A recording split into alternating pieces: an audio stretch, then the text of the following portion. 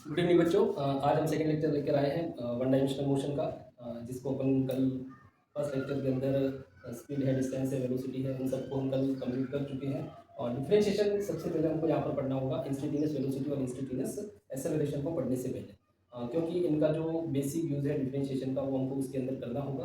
तो डिफरेंशिएशन की ज़रूरत क्यों पड़ती है, किस लिए डिफरेंशिएशन फिजिक्स के अंदर आया है, वो सारी जानकारी आपको आज यहाँ पर दी जाएगी। लेकिन सबसे पहले मैं आपको इस डिफरेंशिएशन से पहले भी एक और टॉपिक पढ़ाने जा रहा हूँ, जिसके अंदर हम स्लोप कैसे फाइंड करते हैं। किसी भी कर्व का, किसी भी ग्राफ का स्लोप अगर आपको फाइंड करना है तो स्लोप फाइंड करने के लिए क्या क्या चीज़ें आपको ध्यान रखनी है।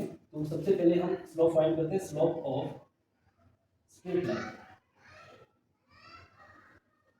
स्ट्रेट लाइन का स्लोप कैसे फाइंड करना है, लीनियर ग्राफ जो बनते हैं उन ग्राफ का अगर आपको स्लोप फाइंड करना है तो उसके लिए हमको क्या क्या चीज़ें ध्यान में रखनी है। तो स्ट्रेट लाइन, जैसे कि हम यहाँ पर एक ग्राफ बनाने जा रहे हैं y वर्सेस x का, जैसे ये ग्राफ बना हुआ है बिटवीन y एंड x, ठीक है, और ये आपके एक स्ट्रेट लाइन ग्राफ बना हुआ है। अब इस ग्राफ की अगर आपको स्लोप फाइंड करनी है तो सबसे पहले तो ये याद रखना है, स्लोप का मतलब होता है आपका टेन थीटा। मतलब आप स्लोप फाइंड करना मतलब आप उस ग्राफ के अंदर टेन थीटा की वैल्यू फाइंड करें। तो सबसे पहला काम हमको इस ग्राफ के अंदर, जैसे ये जो कर्व है, ये जो ग्राफ है with the x axis theta angle अगर आपका बना रहा है, और इस ग्राफ के अंदर हम किसी भी पॉइंट पे अगर एंगल बनाना चाहें, जैसे इस पॉइंट का बनाना चाहो, आप इस पॉइंट का एंगल बनाना चाहो, इस पॉइंट का एंगल बनाना चाहो, तो सबके लिए एंगल की जो वैल्यू होगी वो यहाँ पर सेम होगी, ठीक है। तो सबसे पहले ये याद रखिए कि लीनियर ग्राफ का जो भी मतलब स्ट्रेट लाइन जो भी आपका कर्व होगा, जो भी ग्राफ होगा, उसका जो स्लोप होगा वो हमेशा फिक्स होगा। इसका जो स्लोप होगा वो आपका चेंज नहीं होगा, ये आपका कांस्टेंट रहेगा, फिक्स रहेगा, ठीक है। अब स्लोप का मतलब टेन थीटा होता है, और टेन थीटा का फॉर्मूला होता है परपेंडिकुलर अपॉन बेस। और एक चीज इसके अंदर और याद रखनी है आपको कि स्लोप को एम से डिनोट किया जाता है मैथ्स के अंदर। ये आपको पढ़ाया भी जाएगा, स्लोप स्ट्रेट लाइन पे आपको पढ़ाया जाएगा। तो स्लोप को एम से डिनोट करते हैं, और स्लोप का मतलब हम उस ग्राफ के अंदर एक्चुअल टेन थीटा की जो वैल्यू उसको फाइंड किया जाता है, ठीक है। अब यहाँ पे अगर आपको फाइंड करना है, जैसे इसी ग्राफ को मैं वापस यहाँ पे ड्रॉ करता हूँ, इसी ग्राफ को अपन यहीं पे वापस ड्रॉ करते हैं। जैसे मैंने यहाँ पर इस ग्राफ पर, इस लाइन पर दो पॉइंट कंसीडर कर लिए, जैसे ये पॉइंट ले लिया पी और ये पॉइंट ले लिया मैंने क्यू, ठीक है। पॉइंट पी के जो कोऑर्डिनेट है वो हमने ले लिए x1 y1, और क्यू के कोऑर्डिनेट ले लिए हमने x2 y2, ठीक है। और इस p और q से हमने एक राइट एंगल ट्राइंगल जो है वो बनाया, जहाँ पर हमारा ये वाला जो एंगल होगा वो राइट एंगल होगा, 90 डिग्री होगा। इस पॉइंट को मैं ओ लिख देता हूँ।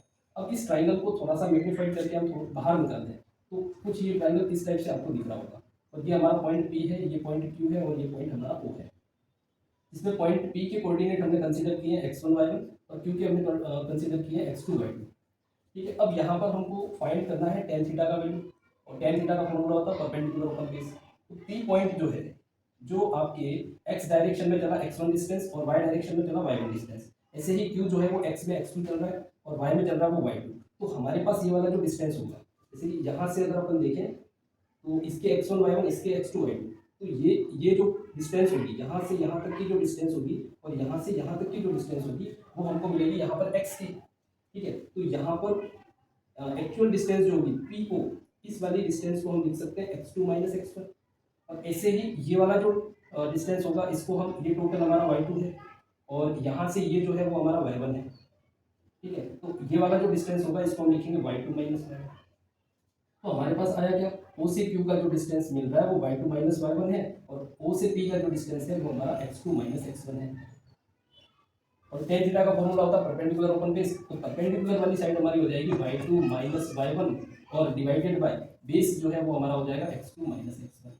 तो y वर्सेस x जो कर्व होता है, जो ग्राफ होता है, उसका अगर आपको स्लोप फाइंड करना है तो स्लोप फाइंड करने के लिए आप टेन की वैल्यू यूज करना, टेन की वैल्यू फाइंड करोगे, और टेन की वैल्यू फाइंड करने के लिए परपेंडिकुलर अपॉन बेस वाला फॉर्मूला यूज करना है, ठीक है। दूसरी चीज ये याद रखनी कि अगर हमारा स्लोप, हमारा जो ग्राफ है, सॉरी, हमारा जो ग्राफ है वो स्ट्रेट लाइन है, तो उसका जो स्लोप है वो पूरे कर्व का जो स्लोप होगा, किसी भी पॉइंट पे आप फाइंड करना चाहो, वो हमेशा कांस्टेंट रहेगा, मतलब वो चेंज नहीं हो रहा है, ठीक है।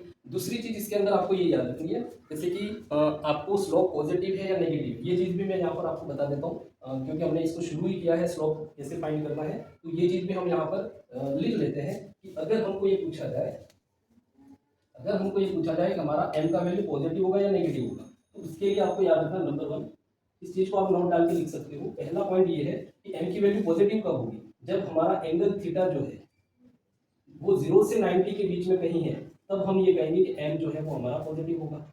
दूसरी चीज, थीटा की वैल्यू जो है वो 90 से 180 के बीच में कहीं है, ठीक है, 90 से 180 के बीच में कहीं पर है, तो आप कहोगे m की वैल्यू नेगेटिव होगी। थर्ड केस इसके अंदर ये बन सकता है कि अगर हमारी थीटा की वैल्यू 0 डिग्री है तो यहाँ पर हमारा जो स्लोप होगा वो उसकी वैल्यू कितनी हो जाएगी, 0 हो जाएगी। और नंबर 4 जो है, अगर थीटा की वैल्यू आपके पास 90 डिग्री है तो आप कहोगे हमारा जो m होगा वो इनफाइनाइट है, नॉट डिफाइंड है। तब हमारा जो स्लोप होगा वो डिफाइन नहीं, नॉट डिफाइन होगा। तो ये चार केस आपको दिख सकते हैं। एम की वैल्यू कब पॉजिटिव, कैसा ही ग्राफ हो, ऐसा नहीं यहाँ पर स्ट्रेट लाइन ग्राफ की बात कर रहे हैं, कैसा ही ग्राफ बन रहा हो, ठीक है, तो उसकी स्लोप पॉजिटिव नेगेटिव जीरो कब हो सकती है। तो ये चीज आपको फाइंड करने के लिए ये एंगल्स याद रखने हैं, ठीक है। और एम पॉजिटिव नेगेटिव की वैल्यू आप वहां से लिख सकते हो, ठीक है। तो स्ट्रेट लाइन का, तो इसका मेन जो रिजल्ट निकलता है स्ट्रेट लाइन का स्लोप फाइंड करने का, तो स्ट्रेट लाइन का स्लोप फाइंड करने के लिए आपको टेन की वैल्यू फाइंड करनी है। और स्ट्रेट लाइन का स्लोप जो है वो हमेशा फिक्स होता है, किसी भी पॉइंट पे आप फाइंड करना चाहो उसकी जो स्लोप है वो चेंज नहीं होती स्ट्रेट लाइन के अंदर, ये ध्यान रखनी है। और उसी के लिए हमने लिखा था कि इसकी जो स्लोप है वो कांस्टेंट रहती है, ठीक है। अब अगर आपका ग्राफ स्ट्रेट लाइन नहीं है तब आप क्या करोगे। अगर हमारा ग्राफ स्ट्रेट लाइन नहीं हुआ और कोई कर्व दे रखा है, ठीक है, और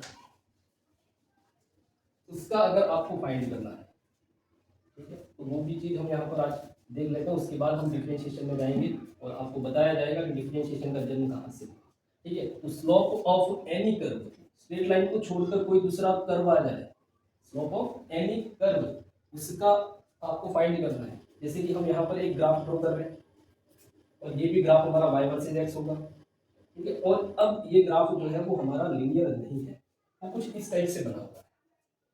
अब इस ग्राफ की स्लोप आपको फाइंड करनी है। अब ये ग्राफ की स्लोप पॉजिटिव होगी नेगेटिव होगी वो अपन बाद में देखेंगे, लेकिन इसकी स्लोप कैसे फाइंड करनी है। तो स्लोप फाइंड करने का तरीका हमने ये ढूंढा कि आप कोई दो पॉइंट कंसीडर कर लो, P ले लिया, दूसरा ले लिया Q। अब इसके कोऑर्डिनेट आप ले लो x1 y1, ठीक है, x1 y1 ले लिए, इसके कोऑर्डिनेट ले लिए x2 y2। लेकिन जब भी ये ध्यान रखना है, जब भी आप किसी भी कर्व का फाइंड कर रहे हो स्लोप, तो सबसे पहले आपने जो पॉइंट्स कंसीडर करे वहां पर आपको एक टेंजेंट लेना है। अब ये टेंजेंट ले लिया मैंने यहाँ पर, और क्यू पॉइंट का जो टेंजेंट लूंगा वो कुछ यहाँ आएगा ऐसे। टेंजेंट लेने के बाद हमको यहाँ पर एक राइट एंगल ट्राइंगल जो है वो क्रिएट करना है, ठीक है।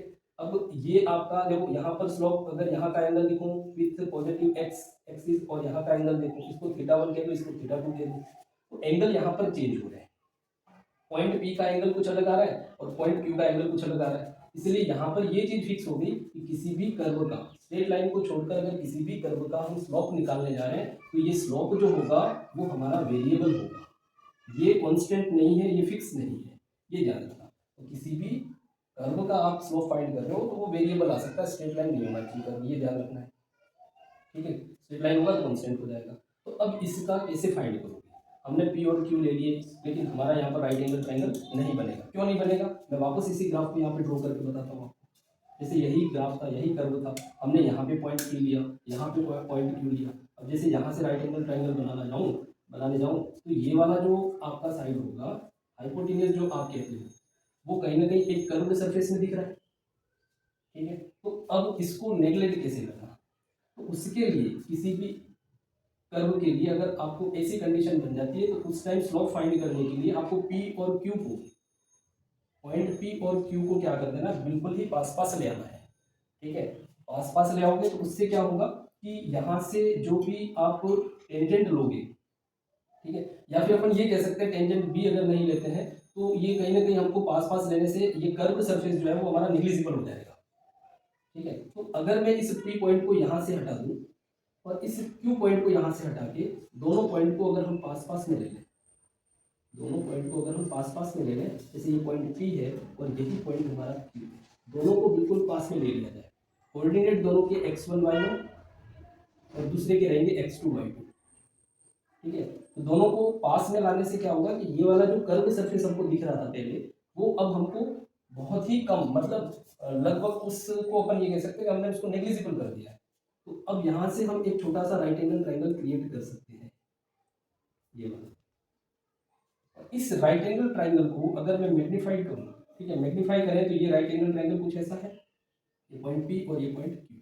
इसके अंदर बच्चों ये याद रखना है कि ये x1 और y1 जो कोऑर्डिनेट्स हैं, वो जो डिस्टेंसेस हमने यहाँ पर यहाँ ले रखी है वो पास पास में है। इसका मतलब ये नहीं है कि वो दोनों जीरो हो जाएंगे। ठीक है, यहाँ पर इसका मतलब ये है कि ये जीरो के कहीं जीरो से लगभग थोड़ा तो ज़्यादा ही है। ठीक है, एक से कम हो सकता है। ठीक है, तो ये चीज़ याद रखनी। अब वही फॉर्मूला आपको यूज करना है। यहाँ पे आप एंगल बना दो थीटा।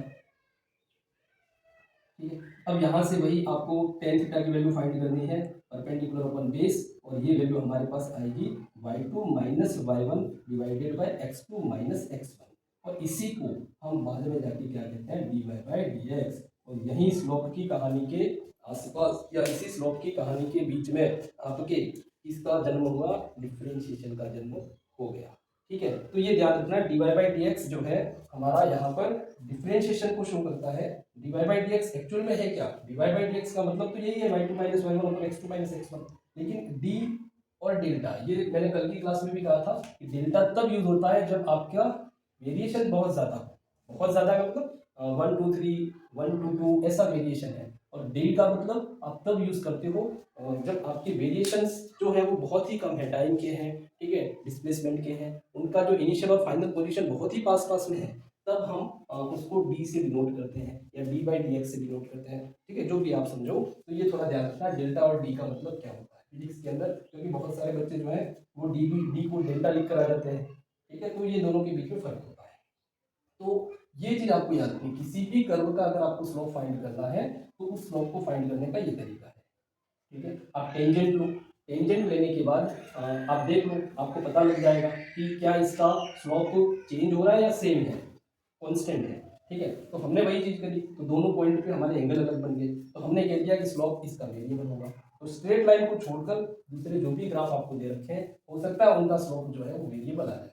वेरिएबल आए उस टाइम स्लोप फाइंड करने के लिए हमको जो भी पॉइंट कंसीडर करने हैं राइट एंगल ट्रायंगल बनाने के लिए, वो पॉइंट कहीं ना कहीं पास पास होने चाहिए। ठीक है, चलिए अब यहाँ से हम चलते हैं। अब यहाँ का भी स्लोप पॉजिटिव नेगेटिव उस पॉइंट पे फाइंड करने के लिए वही टेंजेंट वाली कहानी आपको यूज करनी है, वही एंगल आपको ध्यान रखने हैं, कब 0 डिग्री हो सकता है, कब 90 हो सकता है। ठीक है, तो ये सारी चीजें आपको इसके अंदर याद रखनी है। चलिए अब आ जाते हैं अपन डिफरेंशिएशन। डिफरेंशिएशन को पढ़ने के लिए कुछ इसके बेसिक से फॉर्मूले हैं। ठीक है, मैथ्स के अंदर आपको ये पूरा ही पढ़ाया जाएगा, डिफरेंशिएशन पूरा 12th क्लास के अंदर पूरा है। मैथ्स की कहानी इसके अंदर हम नहीं लाएंगे, हमारे जो काम की चीज़ें हैं डिफरेंशिएशन से लेकर, तो वही चीज़ हम लिखेंगे। इसका सबसे पहला बेसिक फॉर्मूला है, पहला कि d by d x to the power n equal to होता है n x to the power n minus one. ठीक है, फॉर एग्जाम्पल अगर इसके एग्जाम्पल को मैं इसका यूज कैसे करोगे, जैसे आपको कह दिया कि y इक्वल टू आपको दे रखा है x की पावर 5, तो वही चीज हम पीछे पढ़ के आए हैं कि dy बाई डी एक्स हमको यूज करना है। ठीक है, dy बाई डी एक्स मतलब इसको ऐसे लिखना है डी बाई डी एक्स, और y की जगह y की वैल्यू पुट करें x टू दी पावर 5, और फिर इसका डिफरेंशिएशन इस फॉर्मूले से हो सकता है। और पावर हमारी 5 है, मतलब n की वैल्यू जो पावर है वही होगी, तो 5 x to the power 5 minus 1, answer होगा 5 x टू दी पावर 4। ठीक है, एक और एग्जाम्पल इसका ले लेते हैं अपन। जैसे आपको y इक्वल टू दे दिया, y की वैल्यू दे दी x की पावर -3। ठीक है, तो आप करोगे dy by d x, dy by d x मतलब y की जगह y की वैल्यू पुट कर दी, y की वैल्यू कितनी है, x की पावर -3 है, तो हमारा पावर -3 हो गया, n की जगह -3, x की पावर हो जाएगी आपकी -3 -1, मतलब ये हो गया -3 x की पावर -4। ठीक है, एक और एग्जांपल ले लेते हैं, जैसे अपन यहाँ पे लिख देते हैं, एक एग्जांपल और ले लेते हैं कि अगर आपको वैल्यू y की वैल्यू दे रखी है, ठीक है, y की वैल्यू अपन ले लेते हैं रूट एक्स। ठीक है, तो ये हो जाएगा d y by d x is equal to d by d x, y की जगह हो जाएगा रूट एक्स, और रूट एक्स को हम लिख सकते हैं एक्स की पावर 1/2, तो डी बाई डी एक्स हो जाएगा एक्स टू दी पावर 1/2, और पावर हमारी 1/2, तो ये हो जाएगा 1/2 एक्स टू दी पावर 1/2 -1, तो आंसर आएगा 1/2 एक्स टू दी पावर -1/2। ठीक है, इसको आगे सॉल्व करोगे तो हो जाएगा, जैसे इसको डिनोमिनेटर में लेना है, पावर पॉजिटिव हो जाएगी, ये हो जाएगा 1/2 एक्स टू दी पावर 1/2, और इसको वापस रूट एक्स कर दें तो 1/2 रूट एक्स, ये हमारा आंसर है। ठीक है, तो इस फॉर्मूले का बेसिक फॉर्मूला, और ये सबसे ज़्यादा यूज होता है डिफरेंशिएशन के अंदर। अपने फिजिक्स की बात करें तो इस फॉर्मूले का सबसे ज़्यादा अपन यूज़ करते हैं, d by d x x to the power n is equal to n x to the power n -1। ठीक है, तो इस टाइप के क्वेश्चन जो है वो इस फॉर्मूले से हो जाते हैं। ठीक है, चलिए अपन अब अगला क्वेश्चन लेते हैं, अगला फॉर्मूला जो है उसको देख लेते हैं। जैसे कि आपको कोई कांस्टेंट दे दिया जाए, कांस्टेंट का मतलब क्या होता है, सेकंड फॉर्मूला हमारा D by d x constant. Constant मतलब जो वेरिएबल है उसके अलावा कुछ भी आ जाए। वेरिएबल का मतलब हम किसके रेस्पेक्ट में डिफरेंशिएशन कर रहे हैं, एक्स के रेस्पेक्ट में कर रहे हैं, तो एक्स हमारा वेरिएबल है, वो चेंज हो रहा है, बाकी कोई चीज़ यहाँ पे चेंज नहीं होती है। तो कॉन्स्टेंट का डिफरेंशिएशन ऑलवेज जीरो होता है। जैसे कि आपको दे दिया डी बाई डी एक्स, ठीक है, और आपको कहा डिफरेंशिएशन करो टी पावर 5 तक, आप होगे जीरो।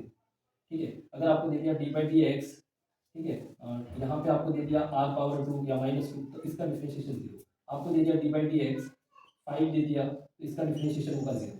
ठीक है, इस x के अलावा अगर आप कोई भी वैल्यू यहाँ पर यूज कर रहे हो तो उसका डिफरेंशिएशन नहीं होगा। ये थोड़ा आपको ध्यान रखना है। ठीक है, जो वेरिएबल है जिसके रिस्पेक्ट में हम डिफरेंशिएशन करने जा रहे हैं उसी का आप यहाँ पर डिफरेंशिएशन करोगे। ठीक है, तो ये एक हल्का फुल्का फॉर्मूला है जिसका यूज अपन करेंगे इसके अंदर। Number third, D by d x ले लेते हैं अपन साइन एक्स, इसका होता है आपका कॉस एक्स। ठीक है, d by d x sine x, इसका क्या होगा कॉस एक्स, सीधा यूज करेंगे इसको। ठीक है, साइन एक्स का सॉरी डिफरेंशिएशन जो है वो कॉस एक्स होता है। नंबर 4 एक और है d by d x sine a x. पहले कॉस को ले लेते हैं, कॉस एक्स, तो कॉस एक्स का होता है माइनस साइन एक्स। ठीक है, एक और फॉर्मूला इसके अंदर लेते हैं, number 5 d by d x, d by d x अपन ले लेते हैं sine a x. Sine a x का डिफरेंशिएशन होगा विद रिस्पेक्ट टू एक्स, ये होगा ए कॉस ए एक्स। ठीक है, उसके बाद है d by d x cos a x, cos a x का डिफरेंशिएशन होगा minus a sine a x, minus a sine a x. उसके बाद है number 7 d by d x e to the power x, इसका differentiation e to the power x होता है। ठीक है, उसके बाद अपन ले लेते हैं number 8 D by d x, d by d x tan x ले लेते हैं, इसका होता है sex square x. D by d x tan x, इसका क्या होता है सेक्स स्क्वायर एक्स। ठीक है, और भी फॉर्मूले, एक बार इसको आप उतार लीजिए। ठीक है, हम आपको 1 या 2 मिनट का टाइम देंगे, उससे ज़्यादा टाइम नहीं दे पाएंगे। ठीक है, तो ये कुछ फॉर्मूले हैं जिनका हम यूज़ करेंगे। सबसे ज़्यादा फिजिक्स के अंदर जो यूज़ होने वाले फॉर्मूले हैं वही चीज़ मैं यहाँ पर लिखूंगा, मैथ्स वाली चीज़ें यहाँ पर आपको नहीं पढ़ाई जाएगी। ठीक है, क्योंकि हमको लेक्चर को लंबा नहीं करना है, जितना फिजिक्स के अंदर यूज़ में आएगा वही चीज़ आपको यहाँ पर पढ़ाई जाएगी। ठीक है, मैथमेटिक्स टूल्स जितने भी हैं आपके यूज हो रहे हैं, जैसे जैसे आपके चैप्टर्स के अंदर आएंगे वैसे वैसे आपको बताए जाएंगे। ठीक है, तो ये सारे फॉर्मूले आपको लिखने हैं।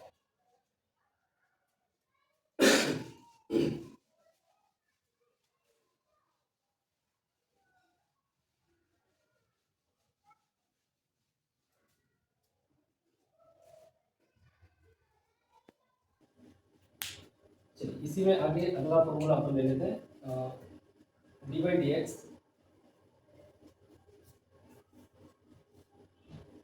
टेन एक्स हो गया, सेक एक्स ले लो, सेक एक्स का हो जाता है आपका sec x tan x, sec x tan x. फिर आगे लेते हैं इसी में d by d x sec x हो गया, इसके बाद अपन ले लेते हैं कॉट एक्स, कॉट एक्स का होता है minus cos x square x.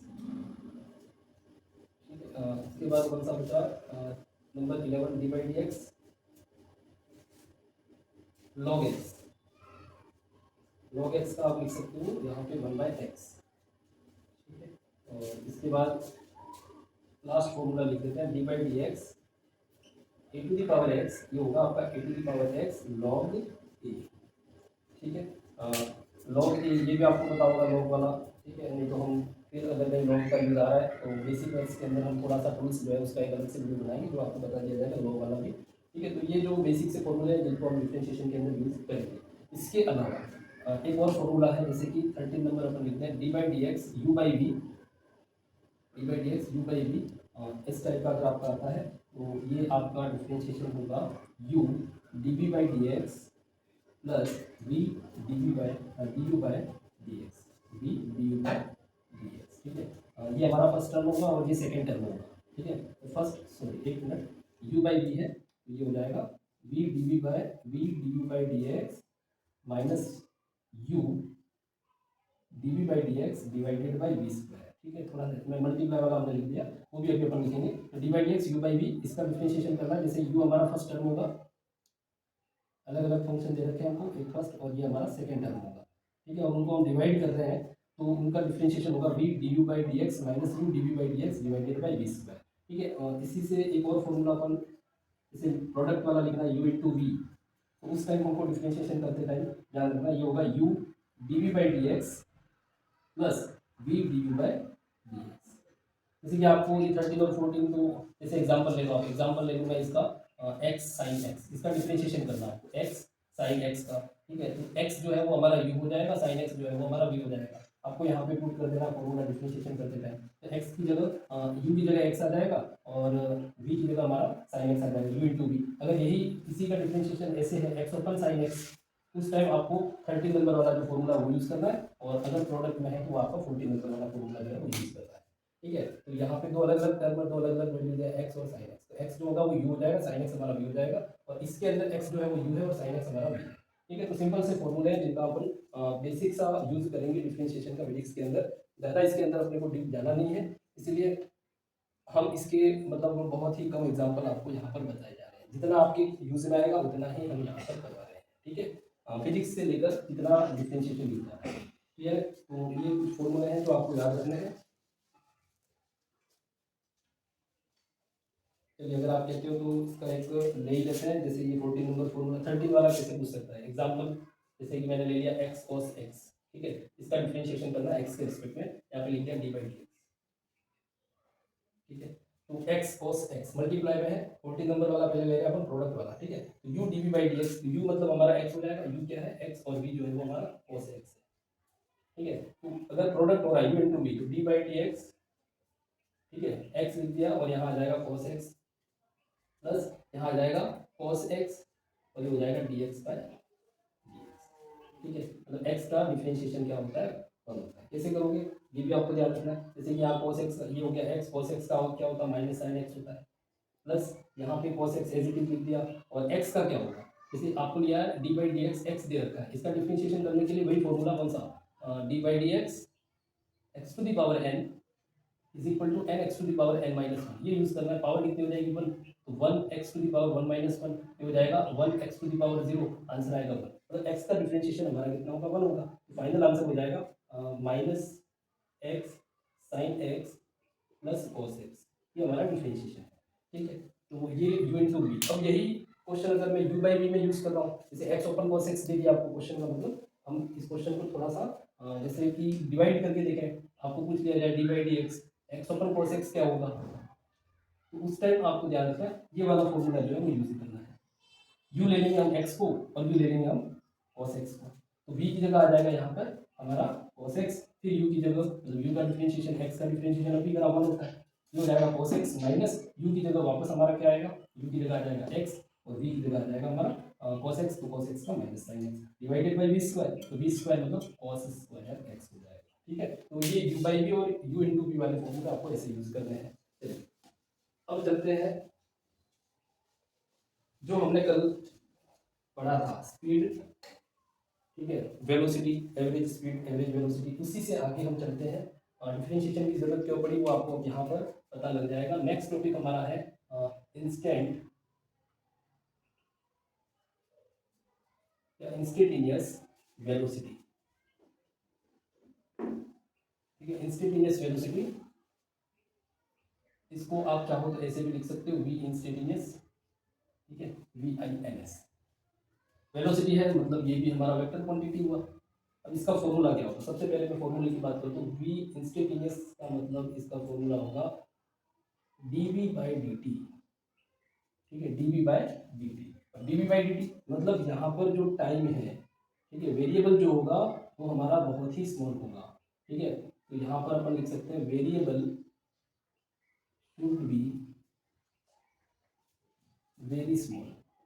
Variable का मतलब कौन, टाइम है हमारा, ठीक है। तो टाइम बहुत ही छोटा होगा, छोटा मतलब 0.001 सेकेंड, 0.005 सेकेंड, इस टाइप का अगर हमको फ्रैक्शन ऑफ टाइम दे रखा है, तब हम इंस्टेंट वेलोसिटी, उस टाइम उस टाइम पर हमारा वेलोसिटी क्या है उसको फाइंड करने के लिए d v by d t मतलब velocity sorry d x by d t होता है।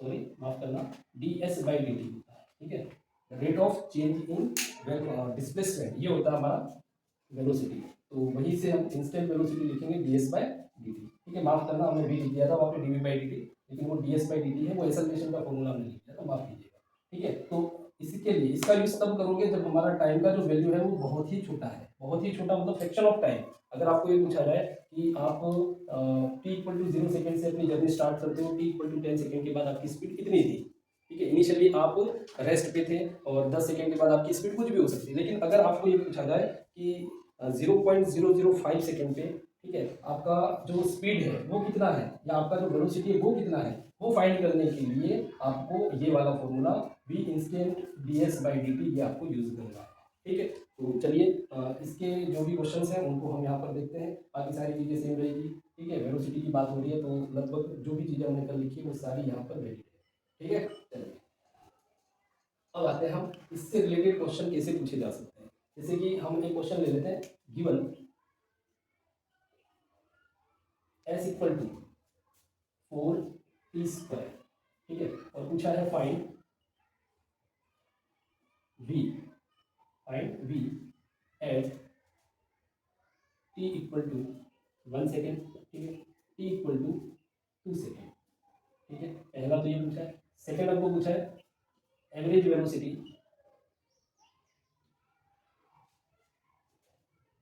Between t equal to 1 to t equal to 3 second, ठीक है। एवरेज का भी हम यहाँ पर ले रहे हैं ताकि आपको दोनों के कंसेप्ट पता लग जाएंगे, इंस्टेंट कैसे फाइंड करना और एवरेज कैसे फाइंड करना है। तो एवरेज वेलोसिटी हमको फाइंड करनी है, जिसके लिए एस गिवन है, इंस्टेंट भी हमको t इक्वल टू 1 और t इक्वल टू 2 पे फाइंड करना है, ठीक है। तो एस हमको गिवन है, तो इसके लिए हम क्या करेंगे, पहले क्वेश्चन का आंसर लिखेंगे v equal to ds by dt।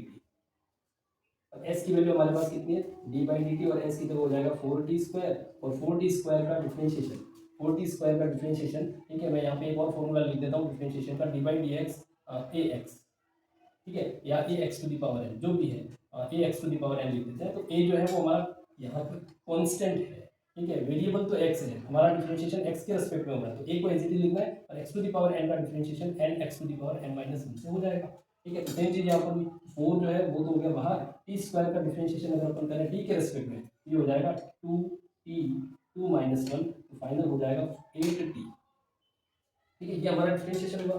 तो ये तो हमारे पास आई instant velocity v is equal to 8t, ठीक है। अब उसने वेलोसिटी भी हमको पूछी 1 सेकेंड की, तो हम लिखेंगे at t equal to 1 second, क्या हो जाएगा velocity v is equal to, आपको यहाँ t की जगह पुट करना है 8 इंटू 1, आंसर आएगा 8 मीटर पर सेकेंड। ऐसे ही आपको पूछा है at t equal to 2 second, तो आप लिखोगे t की जगह पे 2 सेकेंड, तो v की वैल्यू आएगी हमारी 8 इंटू 2 16 मीटर पर सेकेंड। तो आप किसी भी टाइम का, ठीक है, छोटे से छोटे टाइम का भी वेलोसिटी जो है वो फाइंड कर सकते हो, ठीक है। जहां पर आपको पूछा गया पूरी जर्नी के अंदर जिस टाइम का वेलोसिटी आपको पूछा गया उसको फाइंड करने के लिए आपको इंस्टेंट वेलोसिटी यूज करनी है, ठीक है, जिसके लिए आपको एस गिवन है। अब सेकंड हमको पूछा है एवरेज वेलोसिटी कितनी होगी, तो एवरेज वेलोसिटी फाइंड करने के लिए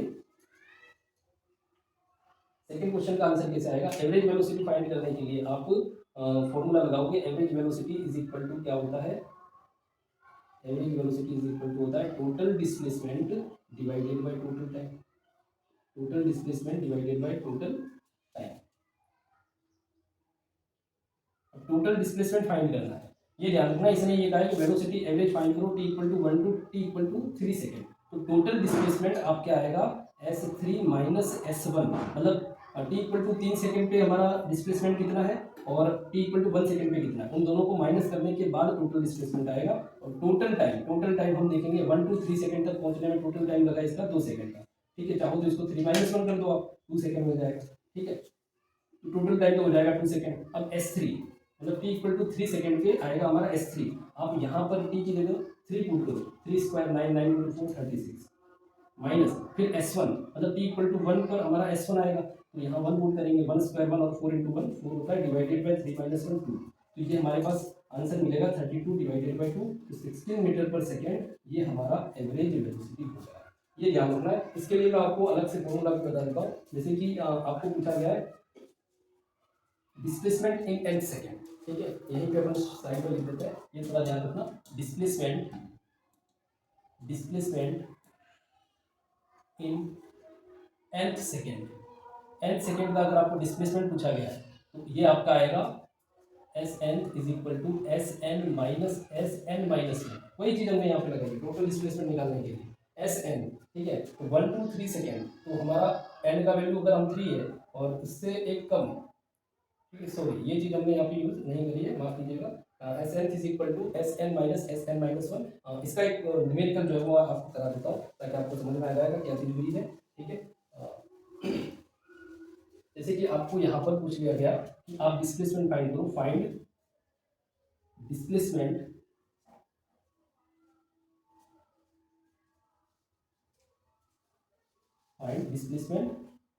फोर्थ सेकेंड का फाइंड करना है। ठीक है, इसके लिए हमको गिवन है, given s is equal to वही क्वेश्चन 4t²।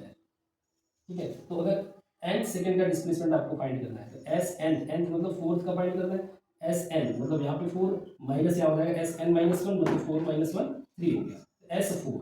ठीक है, एस 4 माइनस एस 3 मतलब फोर्थ सेकेंड का माइनस करोगे 3 सेकेंड से, जो आएगा वो आपके एस एंथ हो जाएगा। यहाँ पर कितना मिलेगा 4 इंटू 4² 16 माइनस 4 इंटू 3² 9, ये हो जाएगा हमारा 64 माइनस 36। ये जो बचेगा वो हमारे फोर्थ सेकेंड का डिस्प्लेसमेंट होगा। ठीक है, तो ये ध्यान रखना है कि nth सेकेंड का डिस्प्लेसमेंट फाइंड करने के लिए कौन सा फॉर्मूला यूज करना है, nth सेकेंड का डिस्प्लेसमेंट फाइंड करने के लिए आपको s n is equal to s n minus s n minus one ये यूज करना है। ठीक है, एन की वैल्यू जो भी आपको पूछी गई है, जिस टाइम के लिए उसने पूछी है, जहां पर पूछी है वो एन रहेगा और उससे कम एक कर देना है, एस एन माइनस वन हो जाएगा। ठीक है, तो ये भी आप थोड़ा ध्यान रखिएगा कि nth सेकेंड का डिस्प्लेसमेंट कैसे फाइंड किया जाता है। ठीक है, चलिए आ जाते हैं अपन वापस इंस्टेंट वेलोसिटी का एक और क्वेश्चन ले लेते हैं सेकेंड। जैसे आपको दे दिया s is equal to 4t² minus 2। ठीक है, 4t² माइनस 2, और इसने ये पूछा है when an object doing rest, कब रेस्ट पे आएगा, जब कब वो रेस्ट कर रहा है। ठीक है, ये हमको पूछा गया है, जैसे एस गिवन है, तो हम इसके लिए ये ध्यान रखें कि हमको ये पूछा गया है कि कब वो रेस्ट पर होगा। रेस्ट पर होगा मतलब v की वैल्यू कितनी है, 0 है। जब रेस्ट पे रुका हुआ ऑब्जेक्ट है तो उसकी स्पीड जो है, उसकी जो वेलोसिटी जो भी है वो क्या हो जाएगी, 0 हो जाएगी। तो अब हम यहाँ से v is equal to d s by d t करें। ठीक है, अब v की वैल्यू 0 हो गई, d बाई डी टी, और s की वैल्यू हमारे पास कितनी है 4t² माइनस 2 है। ठीक है, अब इसका अगर डिफरेंशिएशन करने जाए तो ये कितना आएगा 4t² का डिफरेंशिएशन हो जाएगा, जैसे कि ये आपके 4t² D by d T को मल्टीप्लाई कर दो, अगर नहीं समझ में आ रहा तो ऐसे डिफरेंशिएशन करो, 4t² मल्टीप्लाई हुआ डी बाई डी टी और minus D by d T, और ये हो जाएगा 2।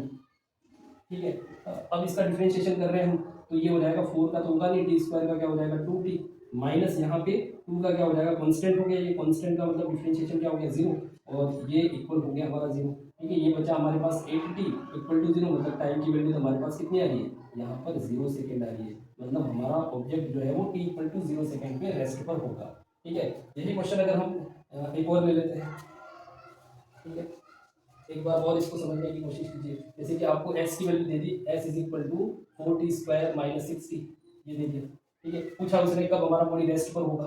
ठीक है, मतलब v की वैल्यू 0 है, टाइम पूछा उसने, तो v हमको 0 दे रखा है, v इज इक्वल टू क्या होता है ds बाई dt। v की वैल्यू 0 हो गई, d बाई dt, s की वैल्यू आप पुट करो, s क्या है हमारे पास 4t² माइनस 6t, डिफरेंशिएशन हो रहा है t के रेस्पेक्ट में, 4t² का डिफरेंशिएशन क्या हो जाएगा 4 एज इट इज आ गया, t² का डिफरेंशिएशन 2t हो गया। ठीक है, माइनस 6 कांस्टेंट हो गया, और t का डिफरेंशिएशन क्या होगा 1 होगा। ठीक है, तो यहाँ पर बचेगा हमारे पास 4 इंटू 2 8t, माइनस यहाँ से बचेगा 6, हमको टाइम पूछा है किस टाइम पर वो 0 होगा, तो ये हो जाएगा 8t equal to 6, then t is equal to 6 by 8, ये हो जाएगा हमारा 3/4। ठीक है, 3/4 सेकेंड पे हमारा जो पार्टिकल है, हमारा जो ऑब्जेक्ट है वो कहाँ पर होगा, रेस्ट पोजीशन पे होगा, वो रुका हुआ है। ठीक है, तो 3/4 सेकेंड हमारा आंसर हो जाएगा। क्लियर है। ठीक है, और इस टाइप का क्वेश्चन अगर आपको नहीं समझ में आ रहा है, एक और क्वेश्चन अपन लेते हैं। ठीक है, एक और क्वेश्चन इसका अपन ले लेते हैं। जैसे कि आपको दे दिया यहाँ पे, जैसे आपको दे दिया यहाँ पे 3t²। ठीक है, और यहाँ पर आपको दे दिया 6t। ठीक है, कुछ भी हो सकता है, इक्वेशन कैसा ही मिल सकता है आपको, क्वाड्रेटिक इक्वेशन भी आपको मिल सकती है। ठीक है, वो ध्यान रखना, तो उस टाइम आपको सॉल्व करना आना चाहिए। ये हो जाएगा ds बाई dt, भी हमारा 0 है। ठीक है, 3t² 3t² का डिफरेंशिएशन अगर अपन करने जाए 3 का नहीं होगा t² का 2t माइनस 6 का नहीं होगा और t का क्या हो जाएगा 1। भी हमारा 0 है, ये हो जाएगा 6t, ठीक है, माइनस ये हो जाएगा 6, देन हमारा 6t इक्वल हो जाएगा 6 और t की वैल्यू हमारे पास आएगी 6/6 मतलब 1 सेकेंड। एक सेकेंड टाइम, एक सेकेंड में मतलब t इक्वल टू 1 सेकेंड पे हमारा जो ऑब्जेक्ट होगा वो रेस्ट पोजीशन पे होगा।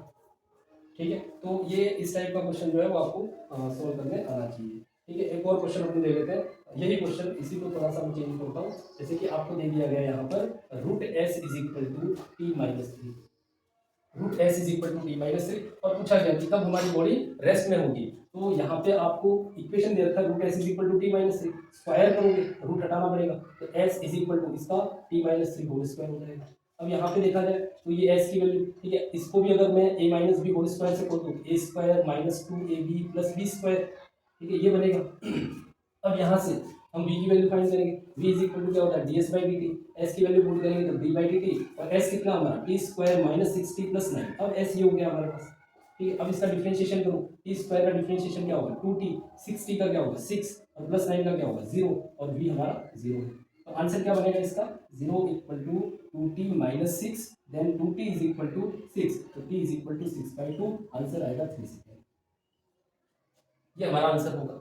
ठीक है, तो ये ध्यान रखना है आपको, इस टाइप का क्वेश्चन अगर पूछ लिया जाए कब बॉडी रेस्ट पर होगी तो ये आपका आंसर है। ठीक है, तो इक्वेशन किसी भी टाइप का बन सकता है, ठीक है, वो आपको सॉल्व करने आना चाहिए। बाकी प्रोसेस इसका यही है, टाइम की 2 वैल्यू भी हो सकती है, ठीक है, क्वाड्रेटिक इक्वेशन अगर आ जाती है तो टाइम की 2 वैल्यू हो जाएगी और हो सकता है वहाँ पे टाइम की जो 2 वैल्यू आ रही है उन दोनों टाइम पे हमारा ऑब्जेक्ट जो है वो कहाँ पर होगा, रेस्ट पोजीशन पे होगा। तो ये आपको ध्यान रखना है किस टाइप का वहाँ पर वैल्यू जो है वो हमको गिवन कर रखा है उसने।